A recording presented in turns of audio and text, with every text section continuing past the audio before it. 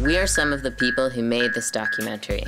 We're part of a group of youth from all over BC that came to Galiano Island to make videos about issues that affect us. Racism is one of those issues. But we didn't want to make a video that was all talk and no action.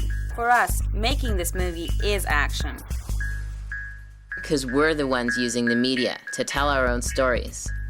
We're the ones learning how to shoot the camera, record sound, write scripts, draw storyboards, direct and edit. We're getting our hands on the tools of media production to give you the straight goods about how we've experienced racism and how we want to fight it.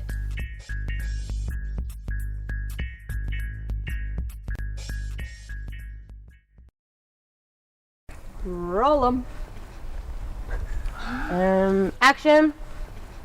We want people to be able to identify with the video and to feel that their voices are being heard, and for the people who that might be racist when they're watching, we want them to question their racism and to realize that racism does have an impact.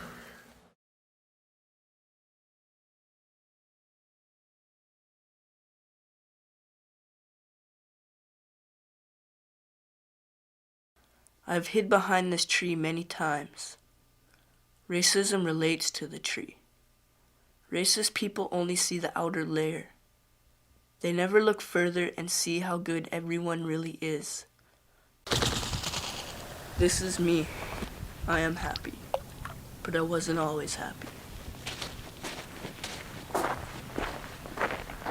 I was hiding something I should have been proud of, something that is a part of me.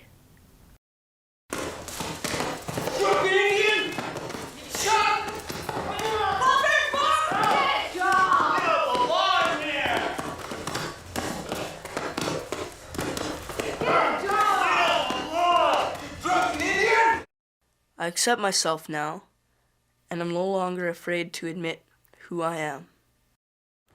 Whether they're native, black, brown, or whatever.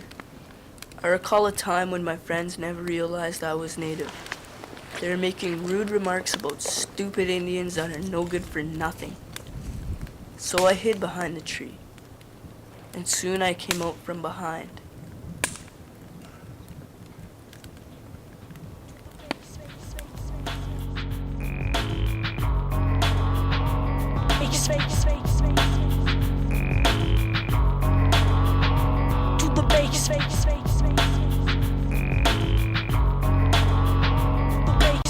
If you pick on a person because of their skin color, their background, the clothes that they wear, do you think that you're better than them?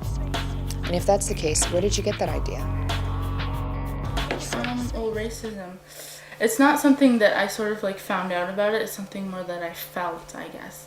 In a bigger place, like a mall or something like that, you totally feel it from people and like how they look down on people. It could be just that they're looking down on you because you don't have money, or it's because your race. But naturally, I come to the conclusion that it's because of my race. What happens to you when you go to the mall? Oh. Tell me. I sort of like get watched by like the security people and... Does it make you uncomfortable to go to the malls? Yes. Getting stopped by the cops and they're trying to act all nonchalant like, oh, we just wanted to stop and talk to you. Just try to make you feel special. It's like, oh yeah, we don't talk to any of the other kids, but let's make sure we stop you. Why are they treated that way? Is it because the security guards and cops are just being racist jerks? Maybe. But racism isn't just an attitude that an individual holds. It's a whole system that we're born into.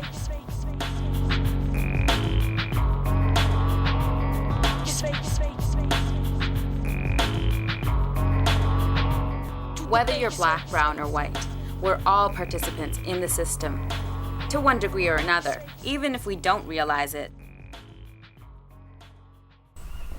You know, I don't really think I've got anything to complain about. I mean, I'm straight, I'm white, and I'm Canadian. It doesn't get much easier than that. I don't think I've oppressed, and I don't think I've been oppressed. I think my life's pretty good the way it is. You know why? I'll tell you why. 'Cause I'm just your average white guy.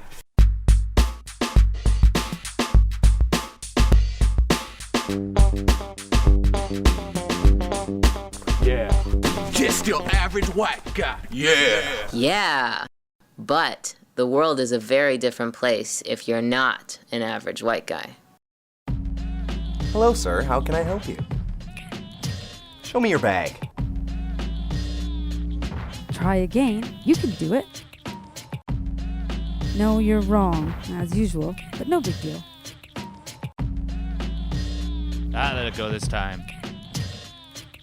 Come back here and let me see your pass again. Whether or not you believe the media reflects or shapes society, there's no denying that the mainstream media is responsible for a lot of the racist assumptions most of us hold, or at the very least for making them seem normal and acceptable.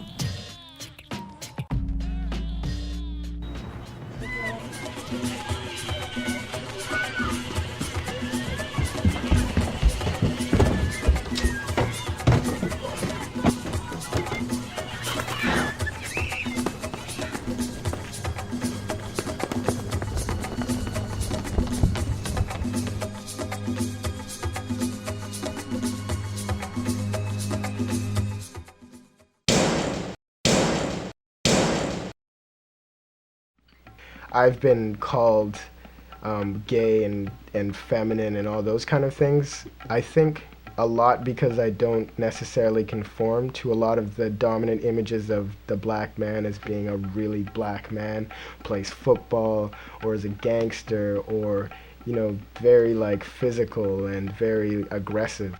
Does your life look like anything you see on TV? So why would you assume anyone else's would? What about representations of First Nations in the mainstream? I mean, do we even see any? And if we do, Like North of 60. North of 60! I hate that show. Yeah. Because every time I see First Nations representatives, they always talk like this, and they talk real slow. And they're always angry, and they're always bitter. Yeah. When you see people in the mainstream media that are different races other than white, they're always caricatures. When I see Jewish people on TV, they always live in Brooklyn and they always have big noses and big hair. Why do some of these images seem out of place, like they don't fit? Surprised? What did you think an astronaut would look like? The mainstream media is there only to make money, and they only care about us just as long as we're buying. The difference with us is that we want to get a message out there, one that challenges the status quo, or what's usually considered normal. What I like about making my own videos is that I get to portray myself the way I want, and talk about issues that really concern me. Can you see? Yes, I can see. This is my first page of how to be a racist. This is my piece, my spoken word piece. And it's a big deal because I edit myself consistently. And the more I've learned to being here, I've tried to not censor myself so much because I've just let my thoughts and ideas go, whether they be hurtful or damaging to people. I've needed to do that to get it off my chest. Blah, blah. I'm still working on sharing a spoken word piece. I, the brown child, the brownie, the once called nigger, by a playmate at the age of 5.